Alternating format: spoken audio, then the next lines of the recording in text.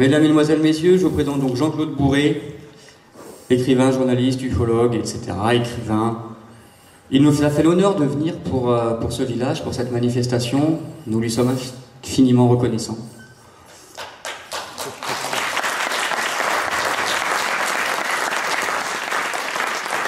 Pour beaucoup dans le milieu qu'on appelle le milieu ufologique, le milieu des ovnis, beaucoup ont commencé à apprécier, à pratiquer, à aimer cette passion qu'est l'ufologie, comme moi par exemple, suite à l'achat ou un cadeau d'un ouvrage signé par Jean-Claude Bourré, écrit par Jean-Claude Bourré, qui nous a fait aimer cette pratique qu'est l'ufologie.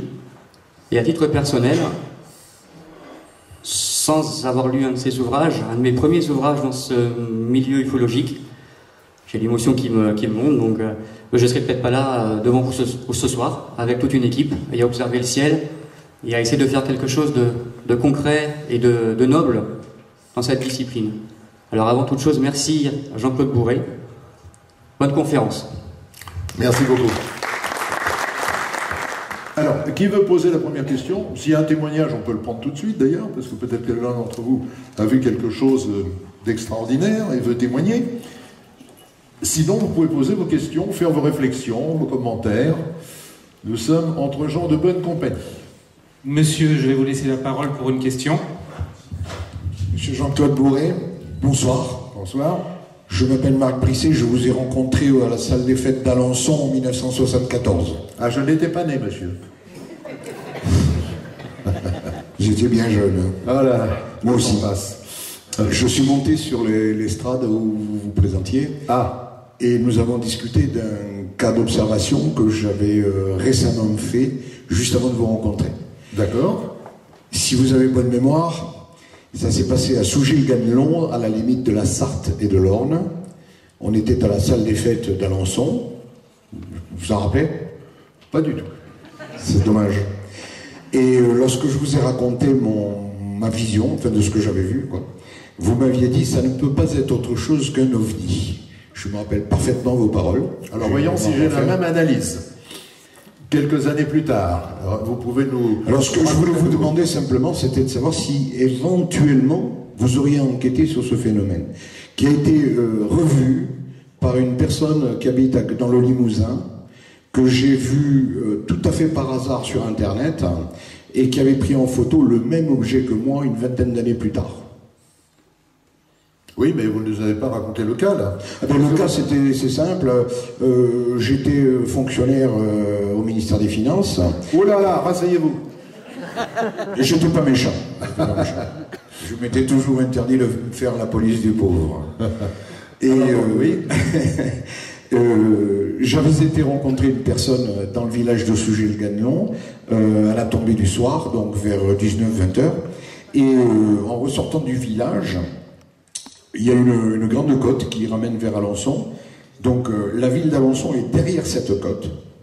Et le ciel de Normandie, comme d'habitude, était très nuageux. Et la ville projetait une grosse lumière dans les nuages. Les nuages étaient gris clair, presque blancs. Et donc j'avais absolument aucune idée de quoi que ce soit à propos des ovnis. Il y avait mon épouse, il y avait mes 3 enfants à l'arrière de la voiture. Et je commençais à entamer la côte quand j'ai vu démarrer quelque chose d'un petit bois qui est juste à la sortie du village, une espèce de tube qui était penché sur le côté gauche. Et le plus extraordinaire, c'était la présence des 3 hublots, couleur rouge sang, qui n'éclairaient pas. C'est-à-dire que je ne me suis pas retrouvé éclairé par de la lumière rouge. La route n'est pas devenue rouge comme dans les films de terreur ou de science-fiction. J'ai instantanément arrêté ma Datsun Cherry que j'avais à l'époque. Et je suis descendu du véhicule, je me suis mis devant la voiture, et je me rappelle avoir vraiment dit à haute voix, mais qu'est-ce que c'est que ça? Qu'est-ce que c'est que ça? Et l'engin a décollé, il est passé au-dessus du bois dans un silence de mort, il est passé devant moi... À quelle vitesse? Très lentement, très lentement. Il n'y a aucun bruit, absolument aucun bruit. Un silence de mort, j'étais terrifié. Le truc est passé au-dessus des arbres. J'ai bien remarqué que les arbres n'ont pas tremblé, il n'y a pas eu de déplacement d'air, rien du tout. Il est parti sur la gauche, il a traversé la route, et alors évidemment, quand il s'est retrouvé entre les deux rangées d'arbres, il était à contre-jour des nuages au-dessus d'Alençon, et je l'ai parfaitement distingué. Un truc noir, avec 3 ronds rouges, un au milieu et un à chaque extrémité, des hublots vraiment importants. Ça tenait toute la largeur du tube en question. Et l'engin est parti donc vers la gauche, et il m'a semblé, mais c'est le fameux effet Doppler-Fizeau, j'ai eu l'impression qu'il descendait pour se reposer. En fait, il est parti dans le lointain, et lorsque je suis arrivé à la maison, à Alençon, quelques minutes plus tard, la première chose que j'ai faite, c'est de prendre un bout de papier, de noter l'heure, de noter la direction, et de tout noter de ce que j'avais vu. Et j'ai eu la chance de vous rencontrer, quelques jours plus tard, vous donniez une conférence à propos des OVNI, à la salle des fêtes d'Alençon, je me répète. Ben, je vous confirme que votre témoignage, qui a le mérite d'une très grande précision, ne correspond à absolument rien de connu. Donc c'est un objet volant non identifié, s'il n'a pas été identifié depuis par les autorités locales. À ma connaissance, non. Sinon, on en aurait parlé. Donc merci pour ce témoignage, répété à 30 ans de distance, et qui montre que dans notre société, dans notre civilisation, sur la planète Terre et notamment sur la France, vous avez des cas comme ça, extraordinaires, pour lesquels on n'a pas la réponse à la question « Qu'est-ce que c'est ?» Merci beaucoup, monsieur. Alors, est-ce que vous avez des questions à poser? Allez-y. Cher Jean-Claude, je me permets de vous appeler par votre prénom parce que j'ai beaucoup d'admiration pour votre carrière et aussi pour la soirée que vous venez de nous faire passer. Cependant, la question sera brève, puisqu'on me le demande. Ah, vous avez tout le temps pour... c'est gentil de donner un peu plus de temps. Vous avez 10 secondes. Merci. C'est parti, top chrono.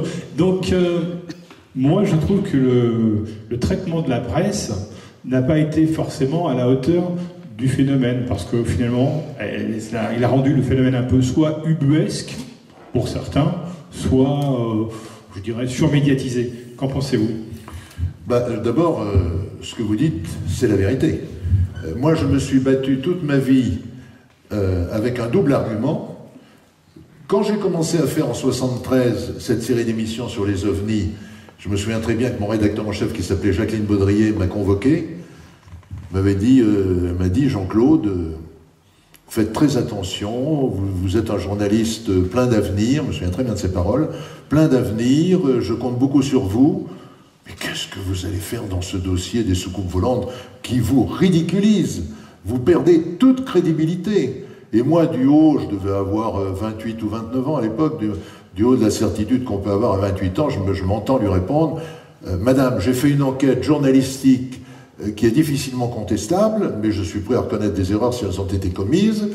Je reconnaîtrai mes erreurs si elles sont avérées, mais pour l'instant, je suis sûr qu'il y a quelque chose d'inconnu, et je maintiens cette position. Comme vous voudrez, comme vous voudrez.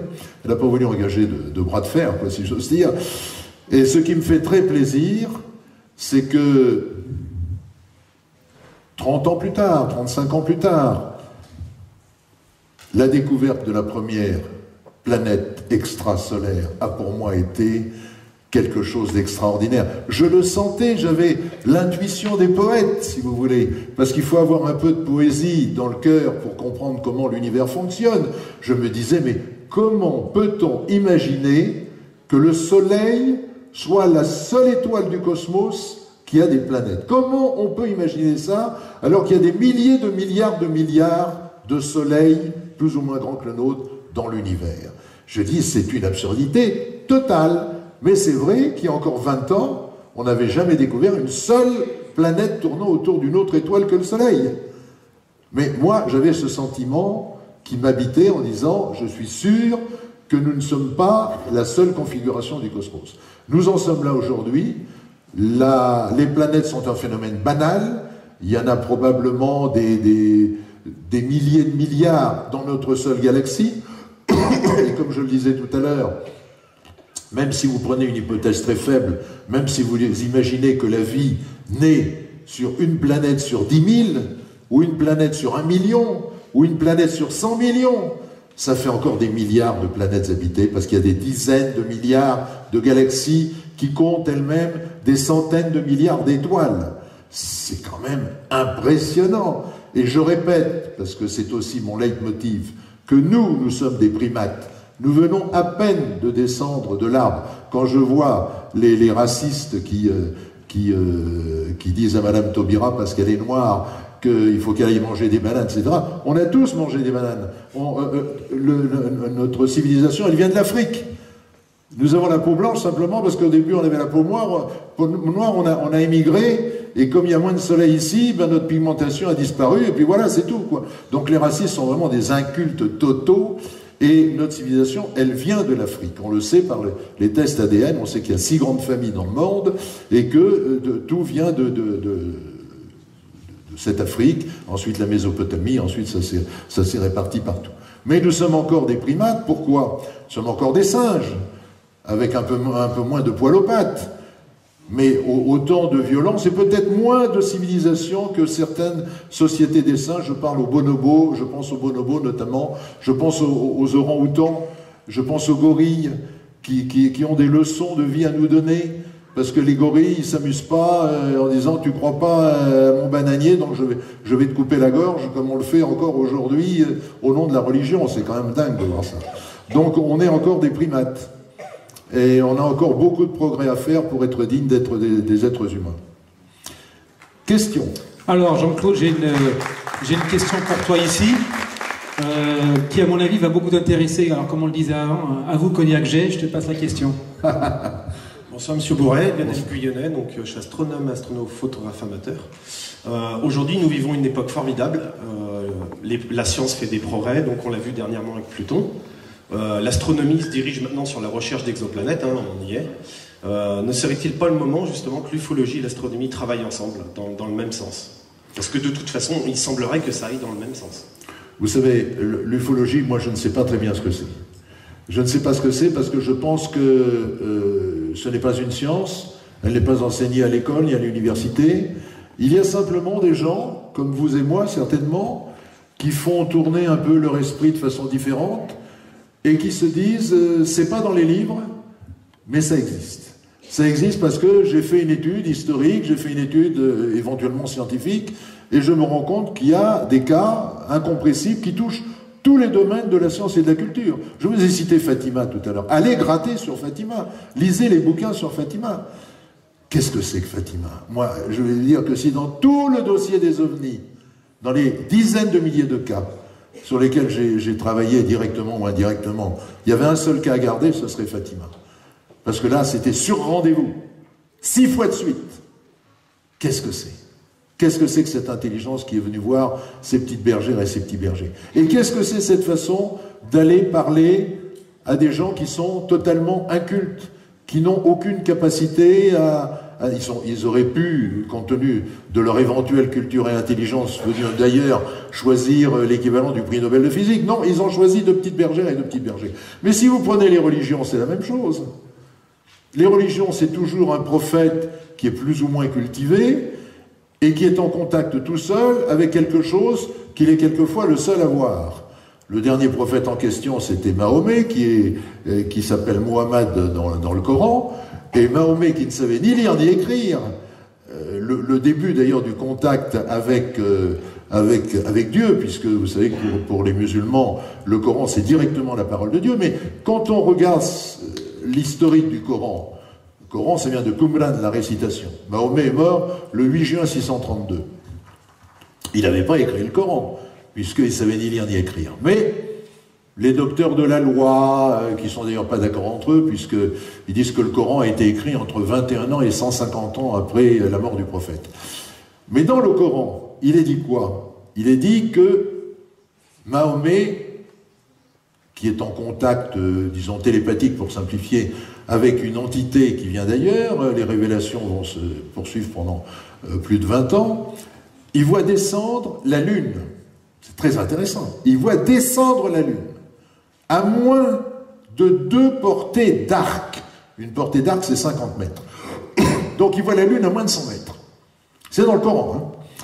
Et il voit à l'intérieur de cette Lune l'archange Djibril. L'archange Djibril, c'est l'archange Gabriel. Et quand on fait un travail historique, parce que de la même façon que beaucoup de Juifs ne connaissent pas l'Ancien Testament, beaucoup de chrétiens ne connaissent pas le Nouveau Testament et l'Ancien Testament, et beaucoup de musulmans ne connaissent pas le Coran ni les 6600 radiths de Bukhari au IXe siècle. Donc il voit l'archange Djibril, l'archange Gabriel, descendre à l'intérieur de cette lune qui est à moins de 100 mètres de lui. Donc c'est évidemment pas la lune, mais c'est quelque chose de rond, et dans ce quelque chose de rond, il y a une intelligence qu'il visualise comme étant l'archange Djibril. Et le premier contact entre l'archange Djibril et Mahomet, c'est « Je suis l'envoyé de Dieu, écris ce que j'ai à te dire ». Et Mahomet dit « Seigneur, je ne sais pas écrire ». « Écris !»« Seigneur, je ne sais pas écrire ». « Écris !»« Seigneur, je ne sais pas écrire ». Alors, retiens par cœur, parce qu'à l'époque, il y avait ce qu'on appelle l'art de la mémoire, et nos ancêtres avaient une mémoire beaucoup plus fabuleuse que la nôtre. Ils étaient capables de réciter mot à mot l'équivalent de 2 pages qu'ils avaient entendues. Mais c'est très drôle, moi je vois bien un comique dire « Alors Dieu, il convoque son chef des anges, donc l'archange Gabriel, il dit « Bon ben, tu vas choisir quelqu'un parce que j'ai des choses à dire à toute la civilisation du monde. Donc tu vas lui dicter le truc. » Et le gars, envoyé par Dieu, donc avec toute la puissance de Dieu, il choisit un bédouin du désert qui sait ni lire ni écrire. Il y a de quoi faire un gag, non? Bon, alors, on ne fera pas de gag sur les religions, parce que sinon on va se faire tailler à la Kalachnikov. Mais enfin, moi je n'ai pas peur de la mort, donc s'ils veulent me couper la gorge, il n'y a aucun souci. Simplement, tout ça est absurde. Tout ça est absurde. La naissance des religions, c'est toujours quelqu'un qui est perdu dans le désert, qui voit descendre quelque chose qu'il n'a pas le droit de regarder, comme Moïse sur le mont Sinaï, etc. Qu'est-ce que c'est que cette fantasmagorie qui a donné naissance à toutes nos religions? Et si nos religions, au moins, nous apprenaient le respect de l'autre, l'amour de l'autre, vous savez, dans les religions, il faut prendre ce qui est bon. Tu aimeras ton prochain comme toi-même pour l'amour de Dieu, je signe. Tu ne tueras pas, je signe. Tu ne voleras pas, je signe. Tu ne convoiteras pas la femme de ton voisin, je signe. Tu ne coucheras pas avec ta mère, je signe. Bon, il y a plein de choses comme ça. Bon. Mais si tu ne crois pas à ma religion, je te coupe la gorge, je ne signe pas. Ça, c'est pas de la religion. Et ce que ne savent pas les musulmans, c'est que Mahomet, qui était un seigneur de guerre, qui a fait pas mal de batailles, certaines il les a gagnées, d'autres il les a perdues, ce qui veut bien dire, comme dans toutes les religions, que Dieu n'était pas spécifiquement avec lui, sinon il l'aurait protégé. Mahomet avait 2 amis, si j'ose dire. D'abord un juif, parce que les juifs tenaient les oasis, pour la plupart d'entre eux, et ces juifs-là savaient lire et écrire, et donc un ami juif a appris à Mahomet l'Ancien Testament, ce qui fait qu'on retrouve dans le Coran tout l'Ancien Testament, mais écrit, synthétisé de façon extrêmement rudimentaire. Et il avait également un ami chrétien, qui était un moine arianiste, ça vient de l'évêque Arianus, qui a créé la doctrine qu'on appelle l'arianisme, qui a pratiquement totalement disparu. Et que disait ce moine chrétien arianiste? C'est que Dieu ne pouvait pas avoir de fils. Dieu n'a pas de fils. Donc Jésus ne peut pas être le fils de Dieu. Et on retrouve ça dans le Coran. Les musulmans appellent ça les associationnistes, c'est-à-dire les chrétiens associent Jésus à Dieu. Et puis il y a la Sainte Trinité, le Père, le Fils, le Saint-Esprit. Donc ils disent tout ça, c'est contraire à la vérité de Dieu et c'est à combattre avec le couteau, malheureusement.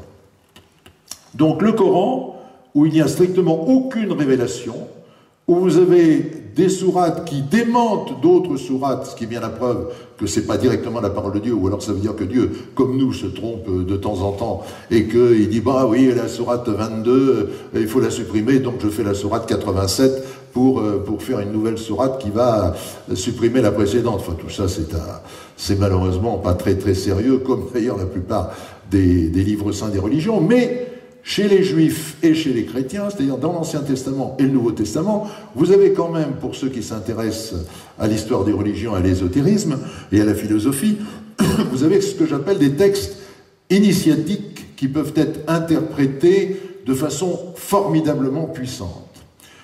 Vous avez par exemple l'évangile de Saint Jean. Alors ça, pour moi, c'est un texte qui est empli de révélations. Au commencement était la parole. Au commencement était la parole. Et la parole était avec Dieu, et la parole était Dieu.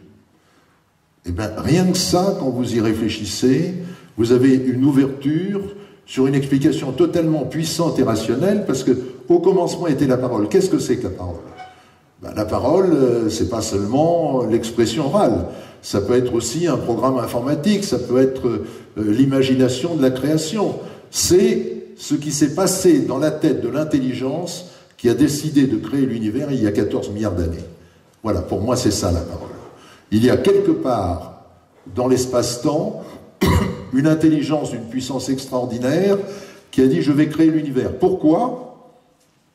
On n'a pas la réponse à cette question, mais on constate les effets.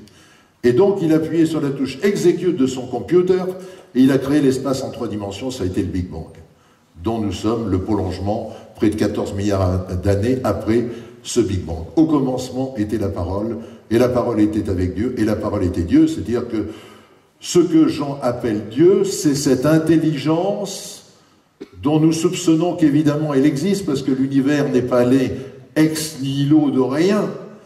Toute cause a un effet, et tout effet est la manifestation d'une volonté. Donc il y a une intelligence qui au départ a créé l'univers, il y a près de 14 milliards d'années, vous pouvez l'appeler comme vous voulez, et cette intelligence, on sent à travers un certain nombre de textes initiatiques qu'il y a eu une sorte de communication spirituelle entre elles et certains qui ont été ou de très très grands philosophes intuitifs ou des gens qui ont eu un contact avec une partie de cette intelligence. Bien. Question. Oui, j'ai une autre question pour toi ici, Jean-Claude. Merci. Oui, alors figurez-vous qu'on parlait de Fatima hier et on m'a posé une question, je n'ai pas pu y répondre. Alors je profite de votre présence, de votre expérience et de votre intérêt pour le sujet pour vous la poser. Est-ce que vous auriez entendu parler d'une dernière apparition, d'un dernier rendez-vous qui n'aurait pas été encore honoré? Merci. Pour Fatima, le troisième secret. Oui. Oui, bien sûr, j'ai lu quelques bouquins là-dessus, mais vous savez, il y a tellement de livres fantasmagoriques sur cette question que j'ai tendance à éliminer tout ce qui est hypothèse ou supposition, ou il y a un livre caché dans les caves du Vatican dans lequel il y aurait tel et tel événement, etc. Donc, chacun est libre de croire ce qu'il veut, et on le voit bien aujourd'hui, puisque les croyances, c'est pas ce qui manque. Ce qui manque, c'est la fraternité entre les croyances, ça, ce serait beaucoup mieux. Et concernant le troisième secret de Fatima, j'ai pas d'autre sentiment que prudence. Il ne faut pas croire tout ce qui est écrit, même si c'est dans un livre. Il y a une autre question pour toi ici. Alors, tu as prévenu qu'à partir de moment, c'était 100 € la question ou pas? Non, mais j'ai une carte de fidélité. Oui, bonsoir. Juste 2 petites questions en réalité. Non, mais très simple. Une, savoir ce que vous pensiez du rapport Cometa. Alors, je réponds d'abord à cette question, puis je vais répondre à la deuxième. Ok, très bien. Alors, merci. le rapport Cometa est un rapport que je vous suggère de lire. C'est pas compliqué, vous avez tous un ordinateur chez vous. Si vous ne l'avez pas, c'est vos enfants qui l'ont. Vous tapez sur le moteur de recherche rapport Cometa, C-O-M-E-T-A. Vous allez le trouver, vous allez le charger. Il fait 110, 112 pages, je ne sais plus. Et c'est gentiment fait. Il y a des généraux qui ont travaillé là-dessus. Je ne sais pas si le GEPAN a travaillé là-dessus. Le GEPAN a travaillé là-dessus. Le groupe d'études des phénomènes aérospatiaux non identifiés. Et c'est bien fait pour quelqu'un qui veut avoir une vision un peu globale de ce qu'on sait sur les objets volants non identifiés. Donc, travail intéressant, sérieux, pas forcément très pointu, mais c'était pas son but. C'était à l'époque pour prévenir le Premier ministre et le président. Le président à l'époque c'était Chirac et le Premier ministre c'était M. Jospin. C'était en l'an 2000 que le rapport Cometa a été remis, si ma mémoire est bonne. Et donc je vous conseille de le lire. Rapport Cometa, ce soir, vous allez sur vos ordinateurs, vous le sortirez, il y a 112 pages. Deuxième question.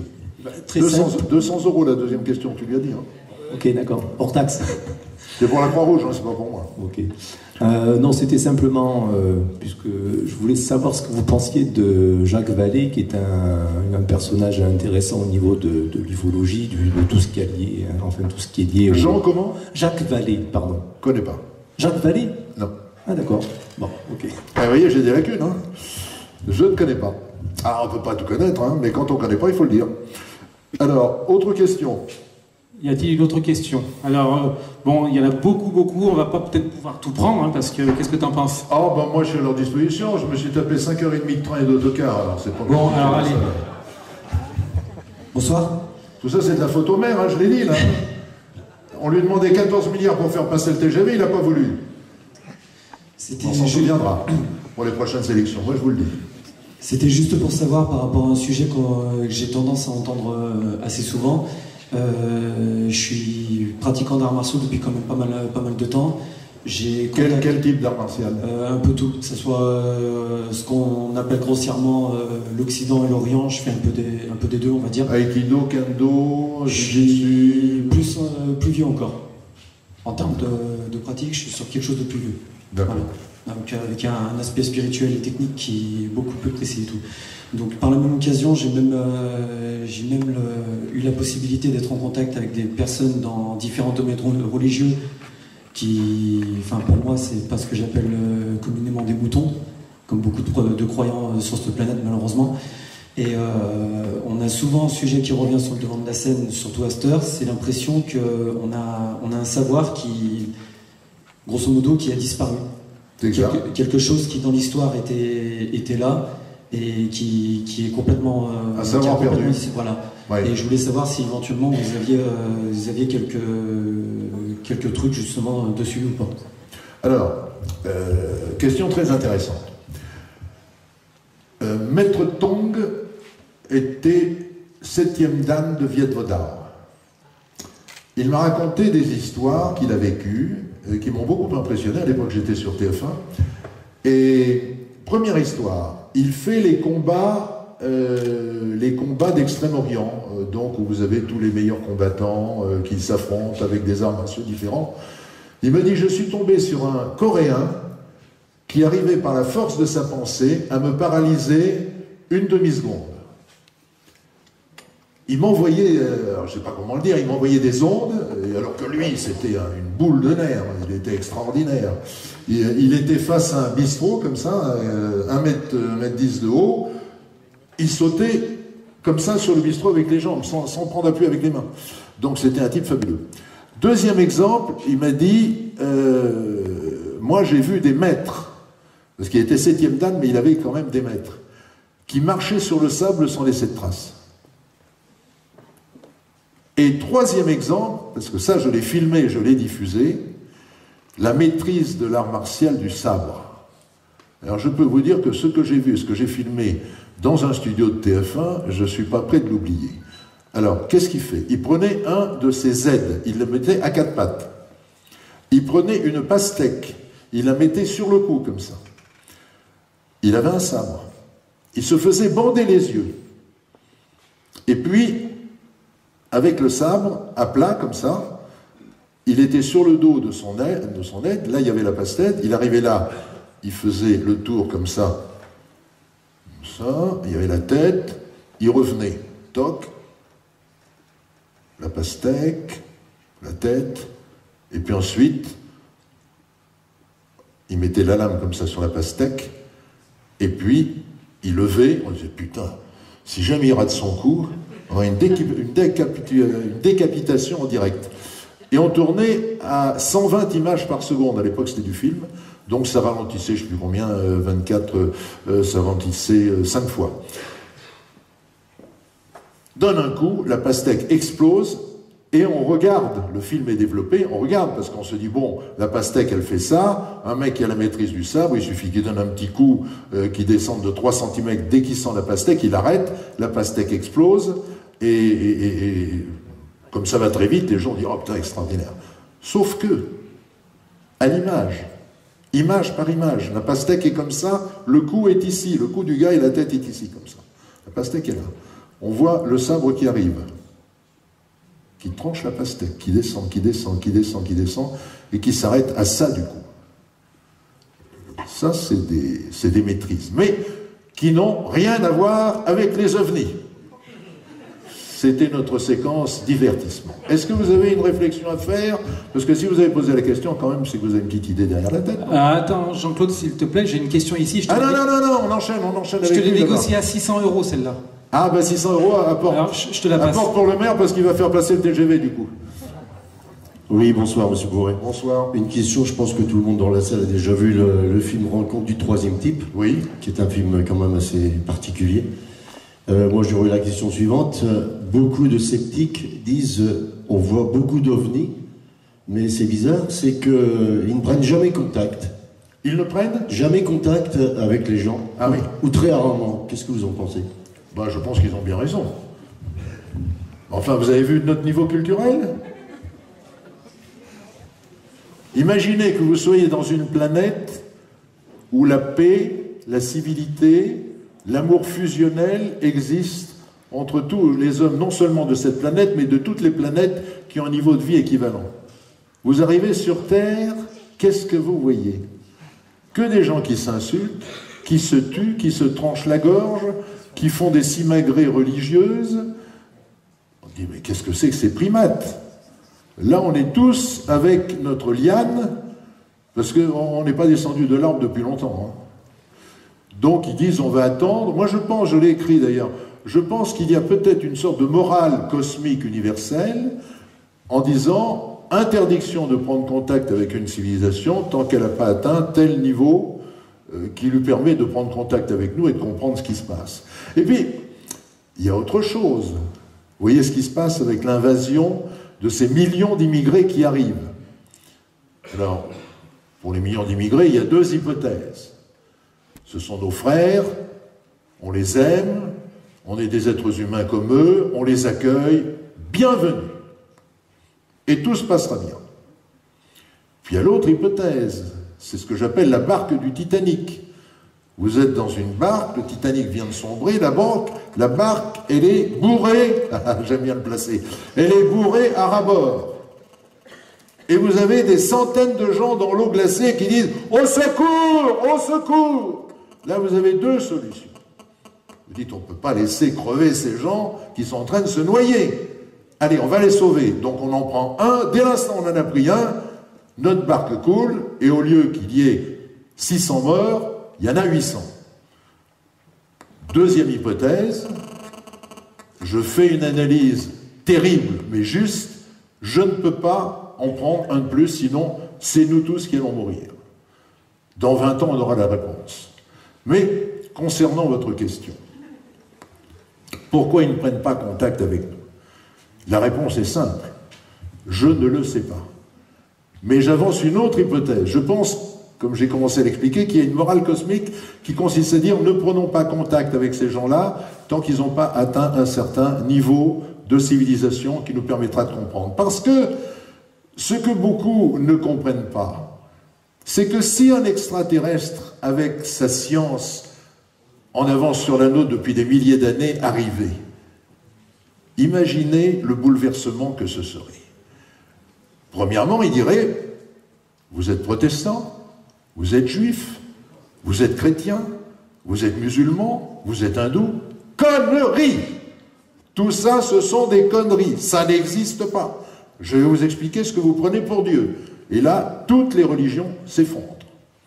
Deuxièmement, il va vous dire comment vous envoyez vos enfants à l'école primaire, puis secondaire, puis au lycée, puis à l'université. Il y en a qui font des études jusqu'à 29 ans. Alors écoutez, c'est très simple. Hein. Voilà, ils se mettent dans ce fauteuil, je leur mets ce casque, j'appuie sur ce bouton, ça dure 3 secondes, ils ont toute la connaissance du monde. Toutes les écoles disparaissent, les lycées, les universités, tout disparaît. Je dis, comment vous avez des petites maladies, le cancer, Alzheimer, la maladie de Parkinson? Alors voilà, tout le monde prend cette petite pilule, vous êtes immunisés partout, et ceux qui ont une maladie sont instantanément guéris. Tous les hôpitaux, les cliniques, les médecins, les infirmières, les pharmacies, tout ça disparaît. Donc vous voyez, il y a des conséquences que vous n'imaginez pas. Puis il pourrait nous dire accessoirement, et là je suis évidemment preneur, comment vous volez dans des avions avec des réacteurs qui consomment du pétrole. Vous avez des voitures avec des pistons qui tournent dans de l'huile, mais mon Dieu, mon Dieu. Alors voilà, le moteur antigravitationnel. Il ne consomme rien, il ne pollue pas, il est éternel. Alors tous les fabricants de voitures, tous les marchands d'essence, les marchands de gazole, etc., tout ça disparaît du jour au lendemain. Et tout est comme ça. Donc n'imaginez pas le contact un peu cucu-pampan, du genre « Ah, ils vont venir, on va s'embrasser, aimons-nous les uns les autres ». Ça a des conséquences terribles. Et puis j'en connais même qui auraient peut-être dans l'idée, compte tenu du niveau culturel de certains, de leur dire « On va leur couper la gorge parce que ce n'est pas des musulmans ». Ça, c'est autre chose. Moi, je n'ai rien contre les musulmans. Hein. Vous savez, je travaille sur l'islam depuis 15 ans, et je suis frappé, comme je l'ai dit souvent avec mes amis, parce qu'on parle beaucoup de l'islam en ce moment, et malheureusement pas en bien. Je dis malheureusement parce que je connais énormément de musulmans qui vivent un islam paisible, mais un islam paisible, ça ne veut rien dire. Parce que l'islam, c'est quand même basé sur le Coran, sur les 114 sourates, les 6220 versets du Coran, et les 6600 hadiths, notamment ceux de Boukhari au IXe siècle. Alors qu'est-ce que c'est qu'un hadith? C'est une parole du prophète qui n'est pas dans le Coran, ou une attitude du prophète dans telle et telle circonstance, qui est rapportée par deux témoins directs de l'époque. Mahomet, je répète, est mort en 632. Donc, au IXe siècle, il y avait plus d'1 million de hadiths. Ah, mais un tel et un tel ont vu le prophète qui a dit ça, qui a dit ça, qui a dit ça, parce qu'il y avait plein de joyeux rigolos qui créaient des hadiths pour leurs problèmes personnels. Mais dans les hadiths, on voit, il y a des choses admises aujourd'hui. Il y a des choses qui font hurler de rire. Je vais vous en citer 2 ou 3. Quand vous avez envie de faire un paix, parce que la religion musulmane est très branchée sur le sexe et tout ce qui tourne autour du sexe. Quand vous avez envie de faire un paix, vous devez savoir où est la Mecque. Il est hors de question de lâcher un paix en direction de la Mecque. Quand vous avez envie d'aller aux toilettes, il est hors de question que vous baissiez votre culotte et montrez vos fesses en direction de la Mecque. Donc, quand les toilettes sont mal dirigées, ben, vous débrouillez comme vous pouvez. Enfin, bon, tout ça est... Et quand j'entends, par exemple, que le voile n'est pas obligatoire dans le Coran, c'est une méconnaissance totale du Coran. Il y a 3 sourates qui précisent bien « Tu couvriras ta femme d'un voile pour la soustraire au regard concupiscent des mâles. » Mais il n'est pas dit « Tu la couvriras comme un sac de patates en lui laissant juste les yeux ». Ça, c'est des interprétations. La sourate 3, verset 47, dit aussi, c'est intéressant pour les femmes, « L'homme est supérieur à la femme doit être obéissante et soumise, si elle ne l'est pas, battez-la et mettez-la dans un lit à part. Mais si elle revient de bons sentiments, soyez généreux. » C'est dans le Coran, battez votre femme si elle vous emmerde. C'est pour ça que je me suis converti à l'islam. Et qu'on reconnaît ma femme dans la rue parce qu'elle est toute bleue, elle n'a pas besoin de voile. Donc... voilà, pourquoi ils ne prennent pas contact avec nous, c'est pour tout ça. Voilà. Autre question. Oui, monsieur. Je vais vous donner le micro. Alors, je vais te la négocier à 900, celle-là. Ah, 900, d'accord. Alors, je sais que vous avez toujours beaucoup de questions. Je vous demanderai d'être très bref, parce que vous avez vu, c'est pas le problème des questions, mais c'est le puits de connaissances dans les réponses. Bonjour, et merci pour venir nous animer une belle soirée comme ça. Vous nous avez parlé d'observation, de présence éventuelle d'extraterrestres, mais il y a un problème pour moi qui constitue la distance entre l'origine de ces individus et notre lieu de présence. Vous nous avez expliqué que l'univers est gigantesque, que les distances sont phénoménales au sein même de notre galaxie. Donc on peut supposer que nos voisins se trouvent dans notre galaxie. Il aura fallu forcément des milliers d'années, peut-être plus, pour arriver chez nous. Donc si jamais on fait une rencontre, je ne vois pas trop l'intérêt de cette rencontre pour eux, parce que pour repartir, donner l'information à leurs homologues, il va leur falloir des milliers, des centaines de milliers ou des millions d'années. Et lorsqu'ils vont retourner chez eux, il est très probable que leur propre technologie aura évolué par rapport à leur technologie d'origine. Donc, quel est l'intérêt pour des gens de prendre un contact? Et je ne vois pas l'intérêt d'un contact, je vois plutôt l'intérêt d'une migration. Est-ce que vous avez déjà eu cette réflexion, et quel est le type de réflexion des gens qui parlent des ovnis? Parce que prenons juste. C'est vrai qu'il pose des questions assez longues. Hein. Je vais te la renégocier à 1200. Alors je vais vous répondre. J'ai exactement le même sentiment par rapport à votre question qui est très pertinente que le sentiment qui était le mien quand on me disait, et pas n'importe qui, puisque c'était, je me souviens, un astrophysicien qui avait 25 ans de métier, qui me disait, Monsieur Bourret, vous êtes bien gentil, mais moi je suis astrophysicien, vous êtes journaliste, moi je suis dans les observatoires, vous n'y êtes pas, moi j'étudie la science tous les jours, pas vous. Eh bien, on n'a jamais vu une autre planète autour d'une autre étoile, même dans les plus grands observatoires. Mais moi j'avais le sentiment que c'était pas possible, qu'évidemment autour des étoiles, de ces milliards, de ces milliers de millions de milliards d'étoiles, il y avait évidemment des milliers de millions de milliards de planètes. Concernant votre question, que tout le monde se pose, et que je me pose comme tout le monde, mon sentiment de poète cette fois, c'est que nous ne sommes pas parvenus au bout des connaissances scientifiques. Et que de la même façon que ce scientifique me disait, moi je suis scientifique, il n'y a pas d'autres planètes tournant autour d'autres soleils que notre soleil à nous, puisque on regarde, on ne voit rien, de la même façon, j'ai le sentiment que nous n'avons pas découvert toutes les lois de la physique, et qu'il y a certainement des lois physiques qui vont nous permettre de transcender les lois de la relativité et la vitesse de la lumière pour prendre des sortes de court-circuits de l'espace et du temps. On commence à y penser avec les trous noirs de l'espace, il y a beaucoup d'imagination là-dedans, mais je suis persuadé qu'on va découvrir, notamment à travers la physique quantique, peut-être de nouvelles lois physiques.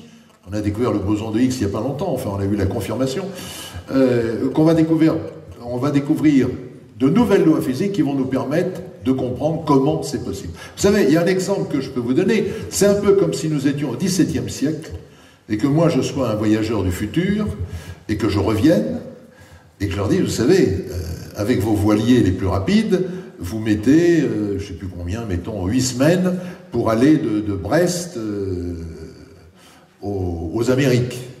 Et bien, un jour, on mettra quelques heures seulement. Les plus grands scientifiques du XVIIe siècle, bien, monsieur, vous êtes gentil, mais comme la force de l'eau sur la coque d'un bateau augmente avec le carré de la vitesse, on peut imaginer peut-être un jour, avec un vent extrêmement puissant, d'avancer à 40, allez, 50 km/h, mais là, vous me parlez de quelque chose qui avancerait à plus de 1000 km/h, c'est pas possible. Sauf qu'on a conquis une autre dimension qui est l'air, qui était totalement impossible au XVIIe siècle, puisque les montgolfières, c'est le XVIIIe siècle. Donc on va découvrir la façon de court-circuiter les lois de la relativité qui resteront valables dans notre espace à 3 dimensions, mais qui permettront sans doute d'ouvrir une autre porte de la science vers d'autres possibilités de trajet. Dernière question. Une dernière question, allez, adjugée pour monsieur. Alors, ah bah oui, tu te rends compte, il est 2h du matin. Ah bon, bah là, t'es en tarif supérieur, donc je te la négocie à 2000. Merci, bonsoir. Alors, c'est une question extrêmement courte. C'est pas à propos des ovnis, mais de d'autres phénomènes inexpliqués ou difficilement explicables. Je parle des crop circles. Quel est le sens qu'on peut y donner? Est-ce que c'est une forme de contact? Voilà, la question. Alors les crop circles, pour ceux qui ne savent pas ce que c'est, ce sont ces dessins. D'ailleurs, si vous rentrez ce soir chez vous, vous pouvez taper crop, C-R-O-P, plus loin circle, C-I-R-C-L-E-S, et vous verrez les dessins qui sont absolument, pour certains, pas terribles, mais pour d'autres, absolument éblouissants, des dessins extrêmement compliqués, etc., qui sont faits dans des champs. Alors, je n'ai pas fait d'études là-dessus, j'ai lu quelques articles, comme vous peut-être, mais je ne suis pas du tout un spécialiste des crop circles. Des crop circles, j'essaye d'être très rationnel. Imaginons, puisque c'est l'hypothèse souvent avancée, que les crop circles soient un message qui nous est adressé par une entité extraterrestre et qui fait des dessins dans les champs. Bon, s'ils font ça, c'est pour communiquer avec nous. Ok? Les crop circles, ça existe depuis combien de temps? Plus de 10 ans. On ne communique toujours pas avec eux.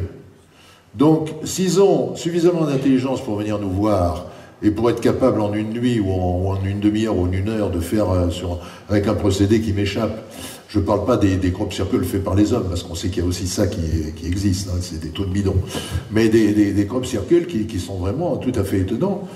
Ils devraient se rendre compte qu'on ne réagit absolument pas à leur message.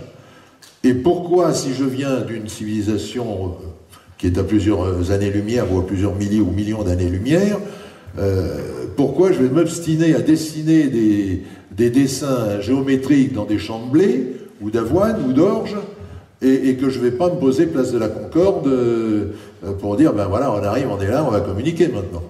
Donc tout ça me paraît très...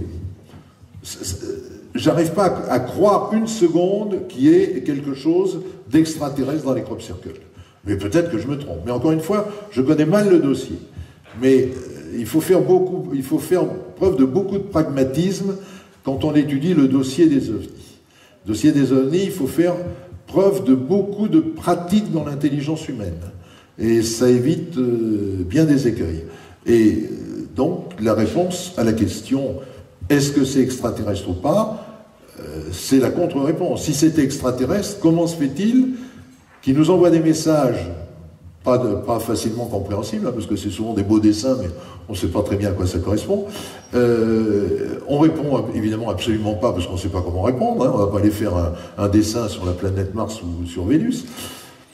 Donc tout ça n'a pas de sens. C'est peut-être un travail qui est fait par des spécialistes en communication sociétale ou des services secrets ou des étudiants qui nous bizutent, j'en sais rien. Mais je ne crois absolument pas aux extraterrestres. Alors, une dernière question. Personne ? Oh, ben alors ils vont tous rentrer contents, ils ont pu poser toutes leurs questions. Merci, bonne soirée. Et il faut réélire le maire. Hein.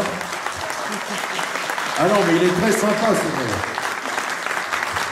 Bon, alors pour quelques minutes encore, tu me permets, on est tous les deux côte à côte dans la soucoupe. Oui, puis il n'y a plus personne dans la salle, hein, tu peux y aller. Personne, on peut y aller, on est en toute confidence. Voilà, donc, bien écoutez, pour ceux qui ne me connaissent pas, je suis Raymond Piccoli, astrophysicien, directeur du laboratoire de recherche sur la foudre. Alors j'ai trois petites choses à vous dire. D'abord, je remercie bien évidemment toute l'équipe municipale ainsi que monsieur le maire pour son extrême générosité pour avoir mis toute la salle à disposition. Bien que nous ne sommes pour rien dans cette manifestation, puisque nous sommes simplement des personnes qui avons au laboratoire fait un petit pont entre toute l'équipe formidable de l'association du réseau des opérations Suricat qui souhaitait un lieu pour pouvoir construire ce village scientifique qui concerne les observations du ciel de toute nature, hein, on l'a vu ce soir Jean-Claude, et voilà, donc on a simplement mis en relation cette formidable équipe, vous disais-je, avec monsieur le maire et son conseil, et puis ils ont dit, bon coup, on va le faire, puisque tout le monde sait que Champs-sur-Tarentaine est le centre du Cantal, et c'est là où il y a le plus d'activités scientifiques dans le département. Il faut toujours commencer comme ça, on sait qu'on finira loin. Hein, en plus, on a la presse ce soir, on a la presse radiophonique, etc. Donc voilà, je remercie tout le monde. Encore une fois, je voudrais vraiment préciser que nous, on a juste été les metteurs en relation et que ça nous semble évident d'être ici, puisqu'on a été invité. On ne s'est pas imposé. Hein, on a été invité par le responsable, par le président, M. Stéphane Dier, qui va prendre la parole juste après moi. Pourquoi ? Eh bien, parce qu'en tant qu'observateur du ciel, toute cette équipe de Suricat, hein, maintenant vous verrez plus ces animaux pareils, hein, vous allez voir. Méfiez-vous, ça mord quand même, hein, ça a des dents, hein, pas trop s'en approcher. Eh bien, ils observent beaucoup de choses et ils ont énormément de retours, de témoignages d'observation. Nous, ça nous intéresse. Pourquoi ? On travaille prioritairement sur les témoignages de la foudre en boule.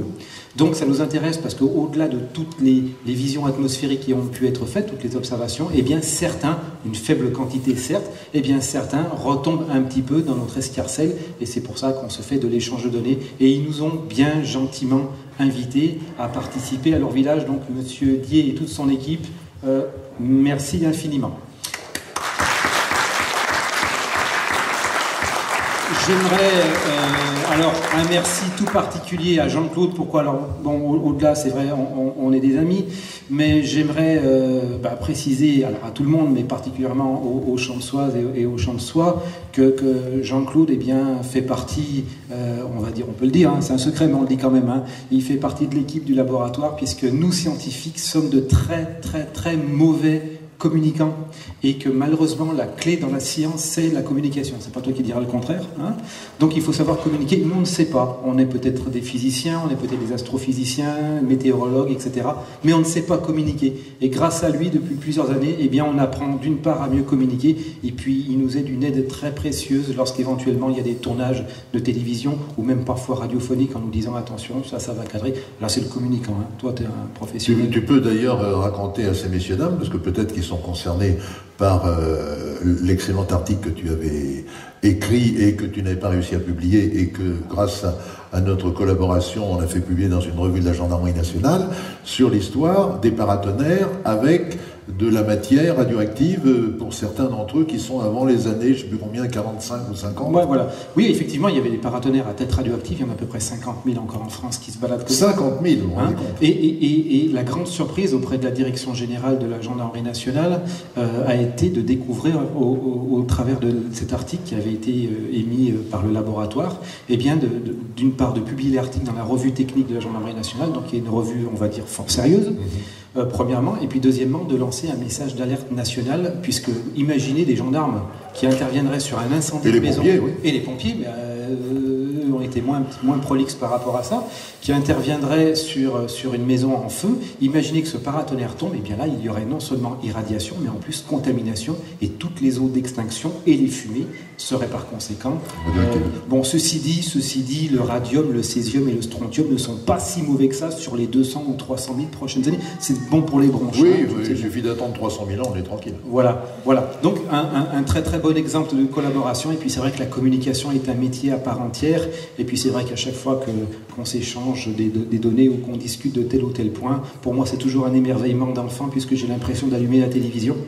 Hein, voilà, en noir et blanc, alors en 1922. Non, quand même, n'en fais pas. Voilà, donc ça c'était une première chose. Donc je demande encore pour Jean-Claude un tonnerre d'applaudissements. Non.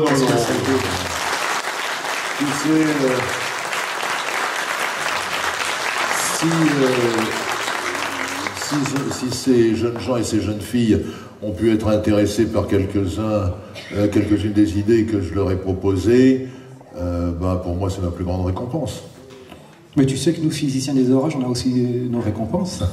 Oui, moi, j'ai la chance, à travers toutes les conférences que je fais, beaucoup de gens viennent me dire après, on ne verra plus l'orage de la même manière, et puis on a peur. Alors, moi, j'ai au moins une certitude, c'est que la prochaine fois qu'il y a un orage, j'ai des centaines de dames qui penseront à moi. Ah, ça, c'est sûr. Parce que tu es une lumière. Écoute, je te remercie. Bon, on va arrêter de se jeter des fleurs. Alors moi, j'ai encore une dernière chose à vous dire, et je pense que tu es le premier à être d'accord avec moi. C'est qu'il faut toujours laisser la chance à des gens talentueux. D'ailleurs, il y a une citation très intéressante de la comtesse du Barry, tu me diras si je me trompe, qui dit « Il faut laisser à chaque homme le droit d'exercer l'art qu'il connaît. » Tu l'as bien connue, toi, la comtesse du Barry. Ta femme est au courant? Non, mais moi je la connais sous la forme foie gras. Ah, d'accord. C'est de l'industriel, c'est pas très bon. Mais elle est au courant, elle a les idées très larges. Ah oui. Voilà. J'ai la chance d'avoir une femme extraordinaire, que je salue, qui est là au premier rang. Et franchement, c'est non seulement une épouse merveilleuse, mais aussi une collaboratrice de premier ordre. Tu m'as dit que tu avais trouvé un truc génial pour aller voir tes maîtresses. Tu fais croire à ta femme que tu sors la nuit pour aller voir les éclairs. Non mais il va me pourrir ma réputation. Alors, comment vont-ils me voir dans le village maintenant, hein? J'espère que la France a encore le sens de l'humour, parce que sinon c'est pas la Si on n'a plus l'humour paillard en France, on n'est plus des Français. Alors je disais donc qu'il faut toujours laisser la chance aux gens qui savent d'exercer leur métier, l'art, de pratiquer l'art qu'ils connaissent. Hier, j'ai fait la connaissance de quelqu'un qui m'a absolument sidéré dans ce village suricate. Un monsieur qui est un observateur du ciel. C'est en l'occurrence monsieur Lionel Guyonnet. Voilà, du coup il s'est arrêté de se sauver là-bas. Donc hier soir, j'ai eu une petite conversation par mail avec le directeur adjoint du laboratoire de recherche sur la foudre, qui s'appelle le professeur Raymond Blundell, qui est également, puisque vous savez c'est une équipe composite et chacun est détaché de son organisme d'origine, qui est également le directeur du Harvard Smithsonian Center for Astrophysics, qui est l'un des plus, si ce n'est le plus prestigieux organisme de recherche d'astrophysique du monde.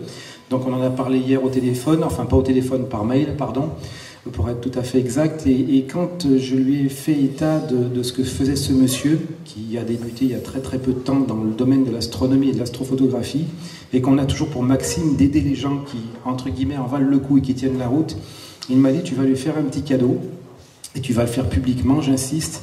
Tu vas lui donner quelque chose de ma part, donc j'en ai toujours un, en fait c'est le mien que je vais lui céder, hein, donc j'en récupérerai un. Donc Lionel Guyonnet, je me permets de vous appeler ici. Alors ce monsieur est un astrophotographe de grand talent et je suis sûr que dans les années qui viennent, on va beaucoup parler de lui parce que je peux vous dire une chose, c'est que le travail qu'il fait est de qualité professionnelle et que j'espère que nous, professionnels de l'astronomie, eh bien tu nous feras profiter un petit peu de tes travaux. Alors tiens, je t'invite à monter, là tu t'es pris le flash parce que tu n'étais pas au courant. Voilà, donc... Alors, on ne nous arrêtera pas pour ça, on n'a pas le droit de le faire. Donc je te remets l'écusson, le vrai brodé du Harvard Smithsonian Center for Astrophysics, qui est à Boston, qui n'est délivré qu'au personnel, donc astrophysicien et astronome adjoint. Il faut marner pour l'avoir un, donc moi il faut que j'en récupère un, donc on te le donne. Il est tiré seulement à 64 exemplaires, qui est l'effectif du laboratoire.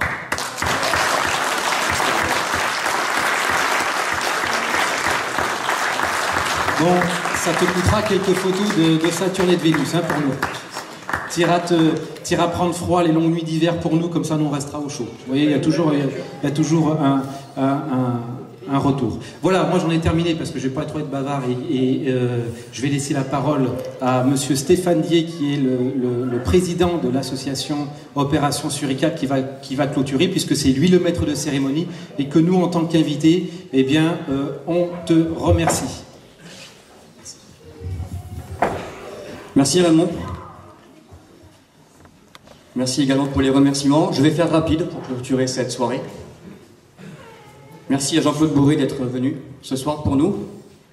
Nous avons fait cette manifestation, ce qu'on a appelé ce village Suricat. On ne l'a pas fait dans une grande ville. On ne l'a pas fait avec TF1, France 2, M6 ou que sais-je. On ne l'a pas fait dans une salle avec de la moquette, des canapés, des petits fours, etc. Et vous êtes venus dans ce gymnase. Pour moi, cela montre un homme passionné qui a des valeurs et des convictions depuis toutes ces années, encore maintenant. Chose rare, à cela merci.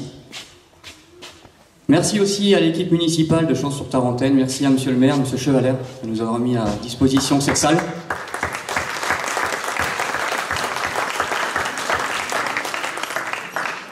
Merci à Raymond pour son soutien, ainsi qu'à toutes les personnes qui ont été là pour nous, pour soutenir. On peut résumer ce village, qui continuera encore demain, matin, après-midi, en une petite phrase. Mieux vaut la qualité que la quantité. Et je pense qu'on l'a vu ce soir. Peu nombreux, mais de qualité.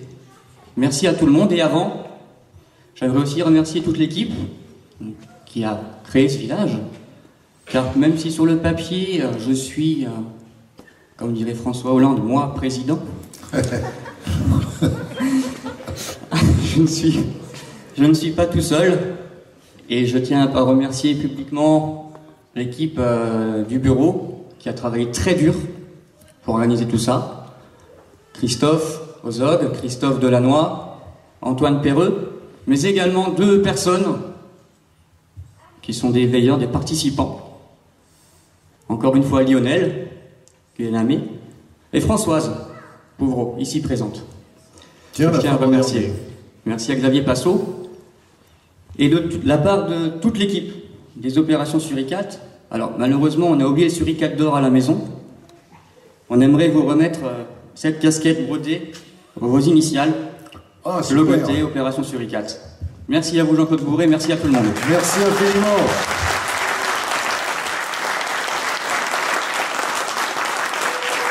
Super.